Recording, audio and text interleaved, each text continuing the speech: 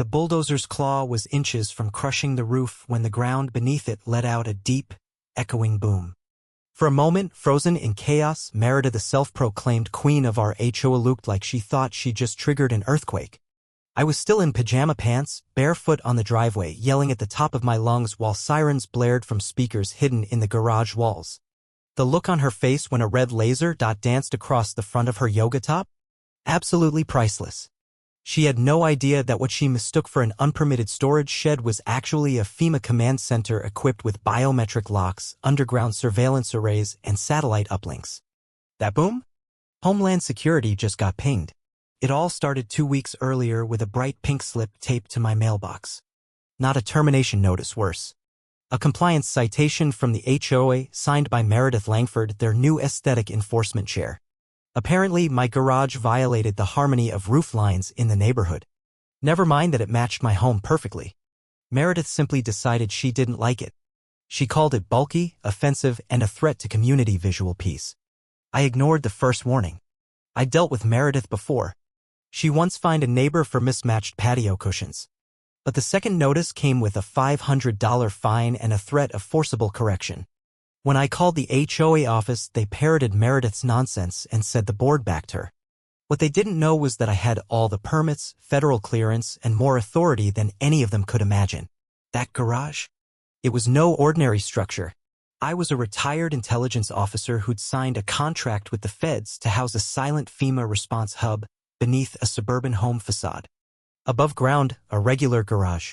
Below, a concrete-reinforced, EMP-shielded bunker hooked into FEMA, DHS, and DoD communications networks. Drills, protocols, encrypted links. This was a disaster recovery nerve center. Meredith wanted to bulldoze it because it offended her HOA sensibilities. That morning I was jolted awake by a rumble. A yellow bulldozer rolled into my driveway, trailed by a landscaping crew, and Meredith, strutting in a peach tracksuit, barking into a walkie-talkie like she was commanding troops. I hit the emergency override app on my phone and sprinted outside. "Stop!" I screamed, arms flailing. "You can't do this." Meredith rolled her eyes. "Mr. Cutter, you've been notified. You're in violation. That's federal property. It's a garage. And it's hideous." I tried to get between the bulldozer and the structure. The operator hesitated. Then the sensors kicked in. A low hum underfoot followed by mechanical clicks and sharp warning sirens. Red lights pulsed from under the eaves. Cameras swiveled. A robotic voice barked. "Unauthorized interference detected. Lockdown protocol engaged. Response team en route. Vacate area." Meredith blinked. "Is this a joke? You just triggered a national emergency protocol." It was already too late. A drone buzzed overhead, scanning faces and plates. Meredith shrieked and ducked. Then the SUVs arrived, black, unmarked, rolling in silent and fast. The lead agent approached, flashing a badge.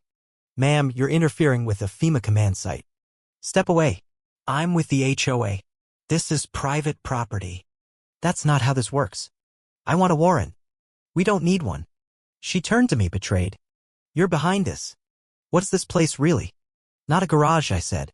More sirens echoed down the street. Backup teams had locked down the perimeter. The bulldozer operator bolted. A second agent gently but firmly walked Meredith to the curb. "I'm calling the mayor. Call a lawyer instead." The garage was secure. The neighborhood? Now ground zero for the most bizarre HOA scandal the federal government had ever seen. Meredith looked less like an HOA enforcer and more like a cartoon villain surrounded by tactical teams. Neighbors peeked through blinds. One live-streamed. Another whispered like a news anchor. Homeland Security deployed a mobile ops van. The bulldozer sat abandoned on my driveway, idling. Agent Navarro handed me a tablet. "We're flagging this as a breach." Did she know? Not a clue. She just thought it was ugly. He snorted. "It's about to get uglier for her." An agent was interviewing Meredith. She still ranted about roof symmetry. "Our policy clearly states neighboring roof lines must align within 2 degrees. The agent blinked. "Ma'am, you just drove construction equipment onto a federal site. This isn't about symmetry." She turned to me. "We'll drop the complaint if you repaint it beige." Navarro chuckled. "She still doesn't get it. I shook my head. Nope. But she's about to. Meredith was released, pending investigation. No arrest yet, but they had footage, her name, emails, and the bulldozer. More importantly, they had interest.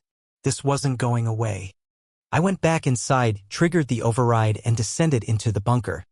Blue light flickered off screens and encrypted consoles. I called my FEMA handler. We'll dispatch a liaison, she said. Document everything. Don't engage. Already did. She thought it was a design problem. We're escalating to level 2. One more move, and she's facing injunctions, audits, maybe federal charges. Level 2 meant teeth, cease and desist orders, fines, and a deep dive into the HOA. Next day, another paper was taped to my mailbox. Official HOA letterhead, summons for a disciplinary hearing, due to disturbances and hostile responses to community beautification. I laughed aloud. She hadn't backed down. She'd floored it. I called Navarro. You're not going to believe this. Try me. She's calling a hearing. Good. Let her. We're already pulling her emails. If there's premeditation, she's toast. The hearing was held in the clubhouse, a beige box pretending to be a civic center. Meredith stood at the front, flanked by 2 bleary-eyed board members. Residents filled the plastic chairs. Mr. Cutter, she began, your garage is in violation. I didn't speak. I handed over a folder labeled evidence. Inside, FEMA credentials, security logs, stills of her bulldozer, and a transcript of the lockdown warning. The treasurer went pale. Whispered something. Meredith waved him off. This is a private neighborhood, she snapped. Not over this property, I said. And not when you breach national security. Silence. Then a slow clap. Then more.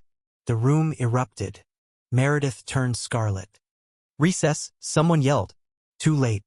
She stormed out, her power evaporating with every step. The board voted her out within a week. Local news aired the footage. A cardboard bulldozer appeared on her lawn with a speech bubble, I bulldozed the wrong guy. Then came the lawsuit. She filed pro se, claiming reputational sabotage via unauthorized federal theatrics. The court hearing was a spectacle. She arrived in a power suit and presented a binder thicker than war crimes reports. My rights were bulldozed just like his so-called garage. The judge blinked. You initiated demolition? It was an aesthetic threat.